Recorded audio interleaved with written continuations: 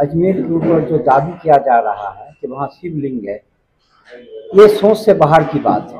ये बिल्कुल गलत बात है, क्योंकि सूफी जब जीता है तब भी किसी का कुछ नहीं लेता है, और सूफी का भक्त जो होता है वो कभी भी विवाद जगह पे, गलत जमीन पे उसको दफन नहीं करेगा।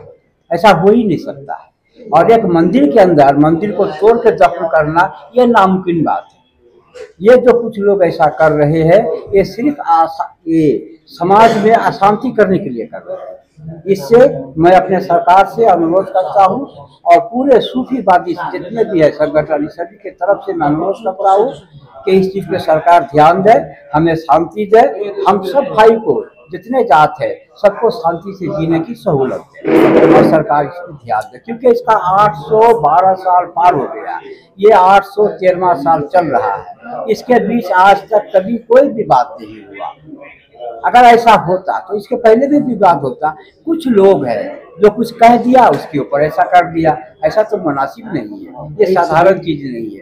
ये आज दुनिया के शायद कोई मुल्क छूटा होगा जो खाजा गरीब नवाज के दर पे नहीं आया। सब आते हैं, दुआ करते हैं, मुरादे पाते हैं, और ऐसे दरबार पे इल्जाम लगाना, कुछ कहना, ये तो बिल्कुल गलत बात है। मैं उनसे भी अनुरोध करता हूँ जो ऐसा कर रहे, जो जिसने ऐसा लिख करके कोर्ट में दिया, उनसे भी अनुरोध करता हूँ कि वो ऐसा ना करें, और सरकार से भी अनुरोध करता हूँ कि वो इस पर ध्यान दे और हम सब भाई को, हिंदू मुसलमान सबको शांति से जीने की सहूलत है।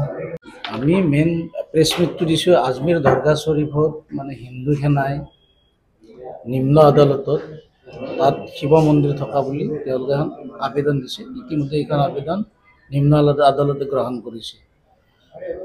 এই আবেদনখন তেওঁলোকে এইকাৰণেই দিছে যে সমাজত বিভ্ৰান্তি আৰু বিভাজন সৃষ্টি কৰাৰ কাৰণে দিছে। আজি 813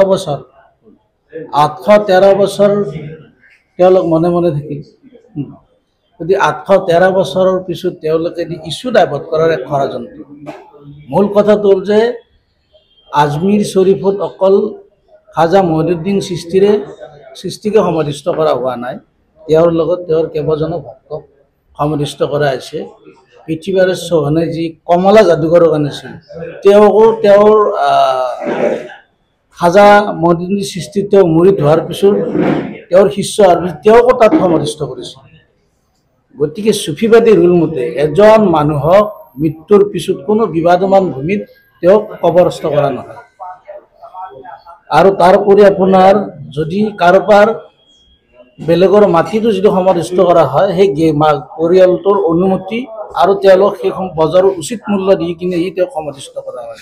আৰু যদি নিজা মাটিও হয় তেতিয়াহ'লে আপোনাৰ চৰকাৰৰ কৰ আদায় তেওঁক সমাধিস্থ কৰে। তেনেস্থলত এজন ইমান ডাঙৰ সাধকক তেওঁৰ ভক্তসকলে শিৱ মন্দিৰ থকা জেগাত সমাধিস্থ কৰিব বুলি আপোনাৰ বা মোৰ কেতিয়াও বিশ্বাস নাই।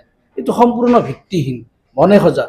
গতিকে আমি চৰকাৰক আহ্বান জনাইছোঁ, দেশৰ প্ৰধানমন্ত্ৰীগৰাকী, কাৰণ প্ৰধানমন্ত্ৰীগৰাকীও সেই দৰগাৰ প্ৰতি আস্থা প্ৰকাশ কৰি তেওঁ কেইবাবাৰো চাদৰ পঠাই দিছে। গতিকে সেইকাৰণে প্ৰধানমন্ত্ৰী ডাঙৰীয়াক আৰু দেশৰ উচ্চতম ন্যায়ালয়ৰ ন্যায়াধীশক আমি এই গোটেই বিষয়টো হস্তক্ষেপ কৰি দেশত শান্তি প্ৰতিষ্ঠা কৰাৰ কাৰণে আমি আহ্বান জনাইছোঁ। আৰু তো আজমেৰ দৰগাহ শ্বৰীফক অকল যে মুছলমানে যে তেনে কথা নহয়, বিভিন্ন ধৰ্মৰ লোক যায়, অকল ভাৰতবৰ্ষ নহয়, বিদেশৰো বহুত লোক আহে। গতিকে এই গোটেই বিষয়টো যাতে প্ৰধানমন্ত্ৰী ডাঙৰীয়াই হস্তক্ষেপ কৰে, সেয়ে আমি অনুৰোধ জনালোঁ। Stay informed, stay ahead. News NE 365